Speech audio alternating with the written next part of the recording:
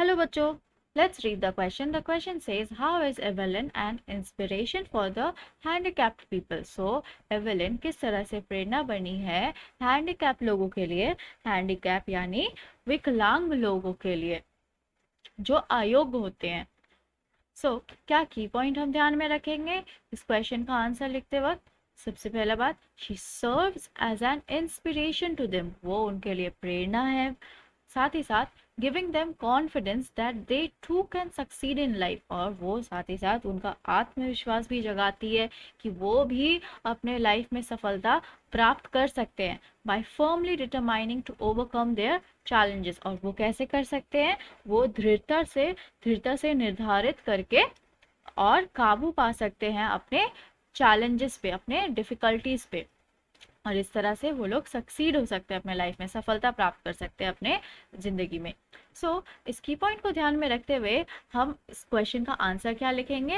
And here we have the answer, और हम इस क्वेश्चन का आंसर ये लिखेंगे, Evelyn's accomplishments attend by determination and diligence serve as an example for other people with disabilities. Evelyn की जो सफलता है वो सारी चीज़ें कैसे हुई है? उनके डिटर्मिनेशन से हुई है, उनकी निष्ठा से हुई है, और डिलीजेंस से हुई है, उनके हार्डवर्क से हुई है, मेहनत से हुई है। और ये एक तरह से उदाहरण बना है उन सारे लोगों के लिए जो अयोग्य है, जो खुद को डिसेबल बोलते हैं, राइट, जो हैंडीकैप लोग हैं।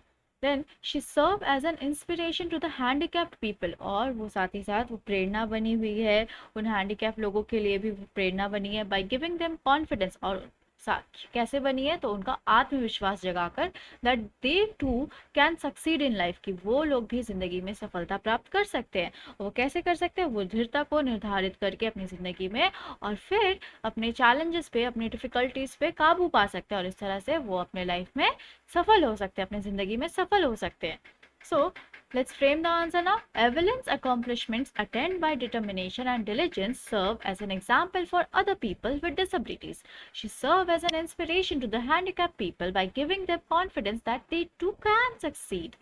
They too can succeed in life by firmly determining to overcome their challenges. I hope you understood it well. Thank you. Best of luck.